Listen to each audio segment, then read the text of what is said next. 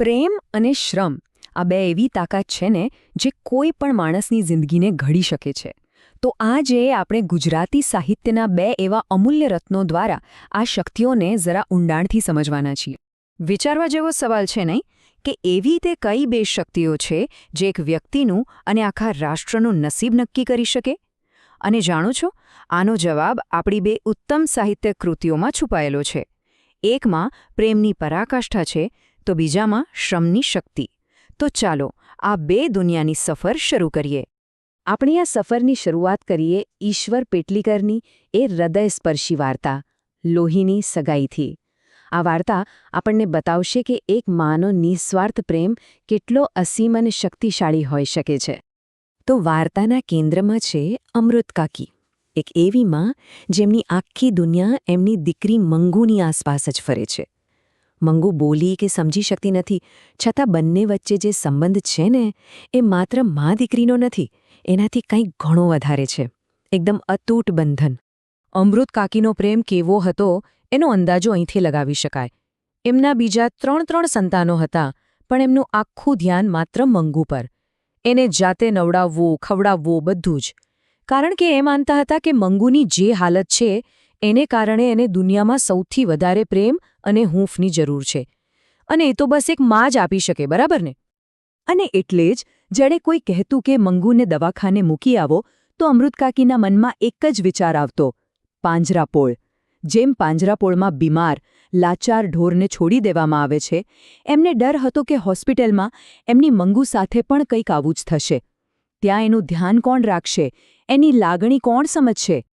આ એક વાક્યમાં એમનો બધો ડર સમાઈ જાય છે. એમના માટે હોસ્પિટલ કોઈ આશાનું કિરણ નહોતી, એ તો સીધી મોતની સજા હતી. એમને પાક્કી ખાતરી હતી કે એમના વગર એમની મંગુ એક પળ પણ જીવી નહીં શકે. પણ પછી વાર્તામાં એક વળાંક આવે છે. એ જ ગામની એક છોકરી, કુસુમ, જેને પણ આવી જ તકલીફ હતી, એ હોસ્પિટલમાંથી સાજી થઈને પાછી આવે છે. અને આ જોઈને વર્ષોથી અમૃતકાકીના મનમાં જે ડર ઘર કરી ગયો હતો ને, એના પર પહેલીવાર આશાનો એક નાનકડો દીવો પ્રગટે છે.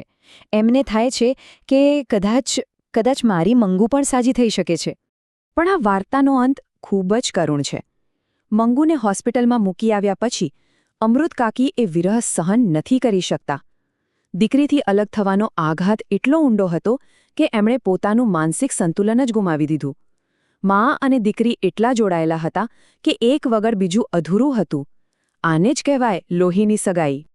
તો અમૃતકાકીના એ નિસ્વાર્થ પ્રેમની દુનિયામાંથી નીકળીને હવે આપણે એકદમ અલગ દુનિયામાં જઈએ છીએ, સામૂહિક શક્તિ અને પરિશ્રમની દુનિયામાં.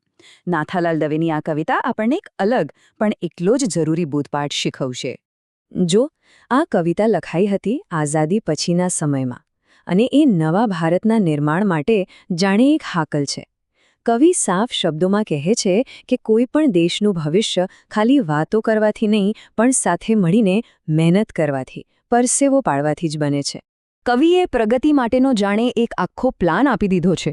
એ કહે છે કે ખેતરો ખેડો, નદીઓ પર બંધ બાંધો, ઘરે ઘરે રેંટીઓ ચલાવીને આત્મનિર્ભર બનો. ટૂંકમાં તમારા બાહુબળથી, તમારી મહેનતથી દેશને બદલી નાખો. આ દરેક પગલામાં સામૂહિક પરિશ્રમને જરૂર છે. અહીં કવિ છે ને બહુ જ ઊંડી અને ધારદાર વાત કરે છે. એ કહે છે કે સાચો દેશ ઓફિસની 4 દિવાલોમાં, કાગળ પર નથી બનતો. અરે, દેશનો સાચો પાયો તો એ શ્રમજીવી નાખે છે જે પોતાના હાથથી ખેતરમાં ત્રિકમ અને કોદાળી ચલાવે છે. સાચો વિકાસ તો એ માટી અને પરસેવામાંથી જ થાય છે. તો પછી જીત કોની થાય? આટલી મહેનત કોણ કરે? કવિ એનો જવાબ એક જ શબ્દમાં આપે છે: ખમીર. જેનામાં ખમીર હોય એ જીતે. હવે આ ખમીર એટલે શું? એ ખાલી એક શબ્દ નથી. એની અંદર જોશ છે, આત્મગૌરવ છે અને હાર્યા વગર સતત મહેનત કરવાની તાકાત છે. જેનામાં આ ખમીર હોય ને, વિજય એનો જ થાય. અને આ ચાર્ટ કવિતાનો આખો સાર બતાવી દે છે. એક સંસ્કૃત શ્લોક છે ને કે કાર્યો મહેનતથી જ સિદ્ધ થાય છે, ખાલી મનમાં વિચારવાથી નહીં.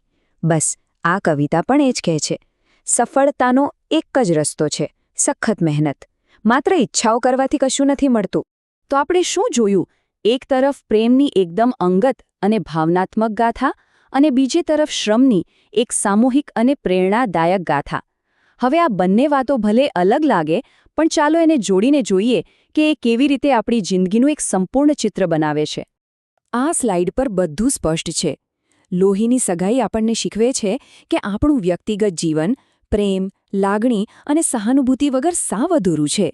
તો બીજી બાજુ કામ કરે ઈ જ જીતે આપણને યાદ કરાવે છે કે આપણું સામૂહિક જીવન એટલે કે આપણો સમાજ અને આપણો દેશ એ પરિશ્રમ અને આત્મનિર્ભરતા વગર ક્યારે આગળ વધી શકે નહીં.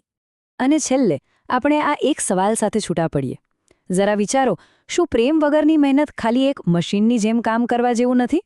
અને શું મહેનત વગરનું પ્રેમ માત્ર એક અધૂરી લાગણી બનીને નથી રહી જતો? આ બંને કૃતિઓ આપણને શીખવે છે કે એક સંપૂર્ણ જીવન અને એક મજબૂત રાષ્ટ્ર બનાવવા માટે પ્રેમ અને શ્રમ એટલે કે હૃદય અને હાથ બંનેનું સાથે ચાલવું ખૂબ જ જરૂરી છે. આના પર શાંતિથી વિચારવા જેવું છે.